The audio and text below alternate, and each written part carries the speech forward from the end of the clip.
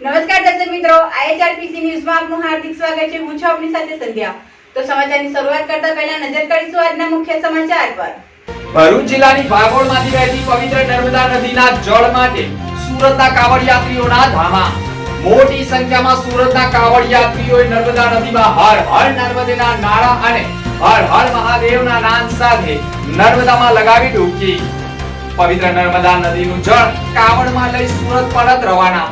શ્રાવણ માસના પ્રથમ સોમવારે જળાભિષેક શિવજીને કરાશે। ઝઘડિયાના ખંડોલી નજીક ખાનગી લક્ઝરી બસ અને ટેમ્પો વચ્ચે ગમખવાર અકસ્માત। એકનું મોત, 16 ને ઈજા। લોકોના ટોળા ઉમટ્યા। ભરૂચ જિલ્લામાં હિન્દુ ધર્મના મહાન ગ્રંથોનું અર્થઘટન અને ગૌમાંસ ખાવાની અન્ય ધર્મના લોકોને પ્રેરિત કરતી પત્રિકા લોકોમાં ચર્ચાનું કેન્દ્ર। પોલીસે તાત્કાલિક પત્રિકા હાથમાં આવતા મુફતી સામે ગુનો દાખલ કરી ધરપકડ કરી। ભરૂચમાં ઇન્સ્ટાગ્રામ ગ્રુપમાં હિન્દુ ધર્મની લાગણી દુર્ભાગ્ય કૃત્ય કરતા 3 લોકોની ધરપકડ। હિન્દુ દેવી દેવતાઓ ઉપર અભદ્ર ટિપ્પણી અને ગાળો ભાંડતા મેસેજ મૂક્યા હોવાના આક્ષેપ। ભરૂચના સાયબર ક્રાઇમ પોલીસ મથકમાં સોશિયલ મીડિયા ઉપર પોસ્ટ બાબતે ફરિયાદ નોંધાઈ છે, જેમાં ફરિયાદીએ આક્ષેપ કર્યા છે કે ઇન્સ્ટાગ્રામ આઈડી ઉપર એક ગ્રુપમાં કેટલાક અન્ય ધર્મના લોકો હિન્દુ ધર્મના આરાધ્ય દેવી દેવતાના નામ સાથે ઓડિયો, વોઇસ તથા મેસેજથી જાહેરમાં હિન્દુ સમાજની લાગણી દુર્ભાય તેવું કૃત્ય કરતા હોય, જેથી પોલીસે આ પ્રકરણમાં તાત્કાલિક ગુનો દાખલ કરી ઇન્સ્ટાગ્રામ ઉપર હિન્દુ સમાજના દેવી દેવતાઓને અપમાનિત કરી ગાળો ભાંડી રહ્યા હોય તે બાબતે તપાસમાં આરોપી મોહમ્મદ વાહિદ સાજિદ હુસેન તથા મોહમ્મદ હસન સોહેલ બાબા શેખ, મિર્ઝા મોહમ્મદ સામી મોહમ્મદ યુસુફ શેખના ઇન્સ્ટાગ્રામ આઈડી ઉપરથી હિન્દુ સમાજની લાગણી દુર્ભાય તેવા કૃત્ય કરતા મેસેજ મળી આવતા ત્રણેયની ધરપકડ કરી પૂછપરછ કરતા તેઓએ ગુનો કબૂલાત કરતા તેમના મોબાઈલ સાથે ધરપકડ કરી હતી। આવું કૃત્ય કરવા કોઈએ પ્રેરિત કર્યા છે કે કેમ સહિતના સમગ્ર મામલે ઝીણવટભરી તપાસ કરી કોર્ટમાં રજૂ કરી રિમાન્ડ મેળવવાની કવાયત આરંભી છે।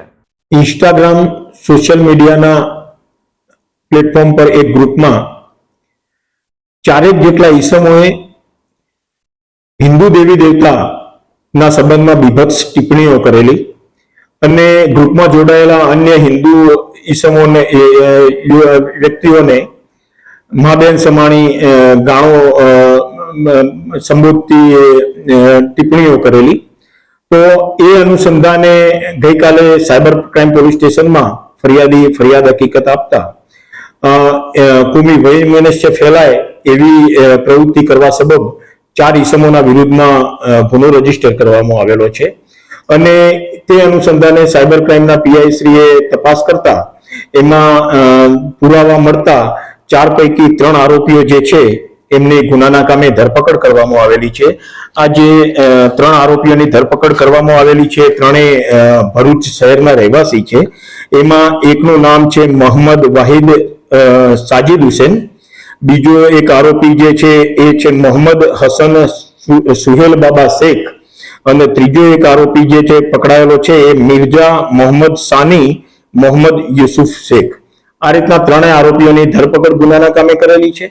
આવું કરવા પાછળનો એમનો આશય શું હતો અને આવું કરવા માટે એમને કોઈએ પ્રેર્યા છે કે કેમ એ સંબંધમાં એમની ઝીણવટપૂર્વક પૂછપરછ કરવા માટે આજે આરોપીઓને નામદાર કોર્ટમાં રજૂ કરી એમના રિમાન્ડ મેળવવા માટેની કાર્યવાહી હાથ ધરવામાં આવેલી। ભરૂચ શહેરમાં કચરાનો નિકાલ કરવા માટે હંગામી ધોરણે ચાલતી થામ ગામની સાઈડ સ્થાનિકોએ બંધ કરાવી દેતા 1 સપ્તાહ ઉપરાંતથી કચરાના ઢગલાઓ થઈ ગયા છે। Door to door garbage collection માટેના ટેમ્પા નહીં આવતા લોકો ઘરોમાં કચરો રોડની સાઈડો ઉપર નાખી રહ્યા છે। ભરૂચ નગર સેવા સદન દ્વારા નાના ટેમ્પામાં કચરો એકત્ર કરી શહેરના જેબી મોદી પાર્ક નજીક આવેલા ખુલ્લી જગ્યામાં નાખવામાં આવે છે। જેસીબી વડે ટ્રકમાં ભરી તેને અંકલેશ્વર ખાતે આવેલ સાઈડ ઉપર મોકલવામાં આવે છે। જોકે આસપાસની સોસાયટીના રહીશોએ આ બાબતે વિરોધ નોંધાવ્યો છે અને અહીં કચરો ન નાખવાની માંગ કરી છે। સ્થાનિકોના આક્ષેપો અનુસાર રહેણાંક વિસ્તારોમાં શહેરનો કચરો નાખતા રોગચાળો ફાટી નીકળવાની દહેશત વ્યક્ત કરી છે। નગરપાલિકા સમસ્યાનું વહેલી તકે નિરાકરણ લાવે એવી માંગ કરવામાં આવી છે। આ તરફ પાલિકા સત્તાધીશોએ આ મામલે ગાંધીનગરના દ્વાર ખખડાવે છે।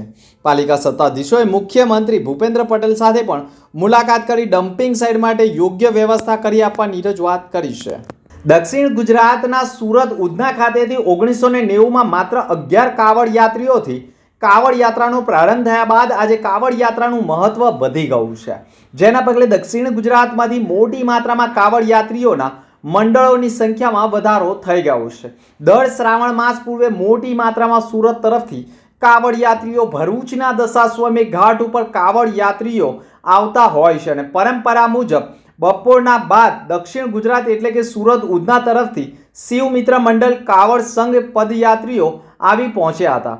હર હર નર્મદે હર હર મહાદેવના નારા સાથે કાવડ યાત્રીઓ પવિત્ર નર્મદા નદીમાં ડૂબકી લગાવી કાવડમાં પવિત્ર નર્મદા નદીના જળ લઈ મહાદેવની આરતી સાથે કાવડ યાત્રા દશાશ્વમેઘ ઘાટથી પગપાળા સુરત રવાના થઈ હતી.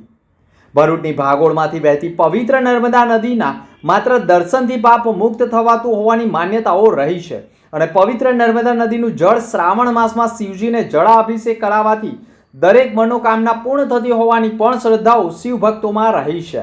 ભરૂચ જિલ્લા સહિત ગુજરાતભરના જિલ્લાઓમાંથી શ્રાવણ માસમાં શિવજીની કૃપા દ્રષ્ટિ મેળવવા માટે કાવડ યાત્રીઓ પવિત્ર નર્મદા નદીના જળ લઈ શ્રાવણ માસના દર સોમવારે શિવજીને જળાભિષેક કરાવવા માટે નર્મદાના જળ લઈ કાવડ યાત્રા કરી શિવજીને જળાભિષેક કરી ધન્યતા અનુભવતા હોવાની માન્યતાઓ રહી છે.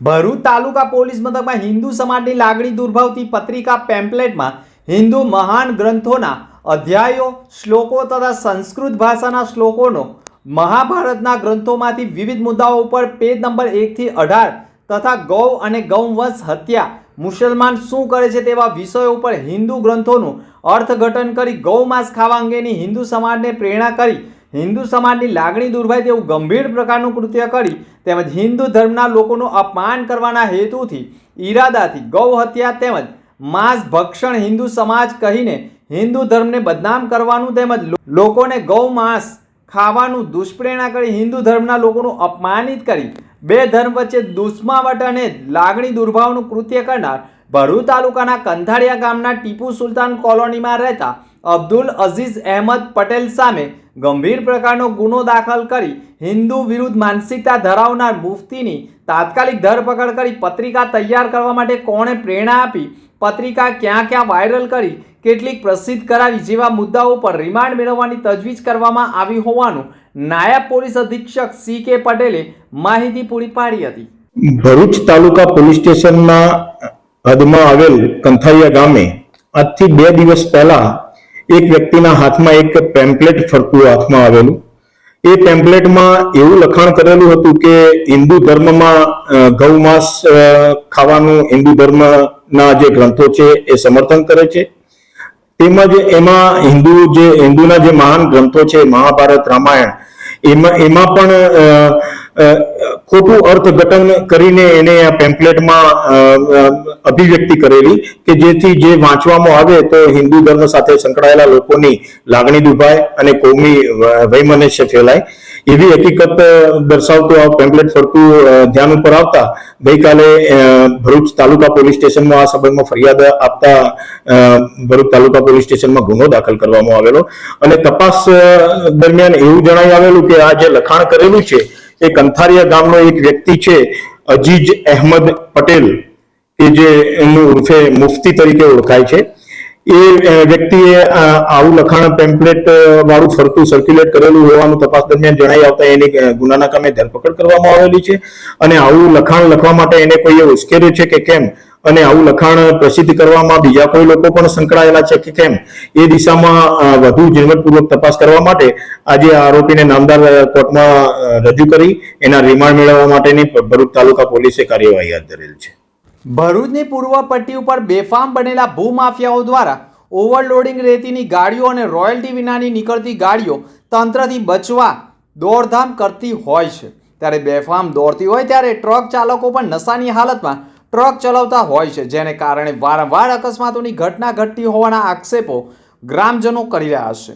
તવડા બસ સ્ટોપ ઉપર બાઇક ચાલકને અડફેટે લેતા મોટી દુર્ઘટના ઘટી હતી. જોકે સદનસીબે આ અકસ્માતમાં બાઇક ચાલકને કોઈ જ પ્રકારની જાનહાનિ થવા પામી ન હતી, પરંતુ વારંવાર બેરોકટોક દોડતા વાહનોના કારણે અકસ્માતોની ઘટનામાં સતત વધારો થઈ ગયો છે. ભરૂચ જિલ્લાના ઝઘડા તાલુકાના ખંડોલી પાસે સરદાર પ્રતિમાને જોડતા માર્ગ ઉપર અકસ્માત સર્જાયો હતો. અકસ્માતમાં એક વ્યક્તિનું મોત થયું હતું, જ્યારે 16 જેટલા દર્દીઓ ઈજાગ્રસ્ત થતા તેમને સારવાર માટે પ્રાથમિક અવિધા સરકારી દવાખાને લઈ જવામાં આવ્યા હતા, જેમાંથી 12 ઈજાગ્રસ્તો વધુ સારવાર માટે આગળ ખસેડવામાં આવ્યા હતા.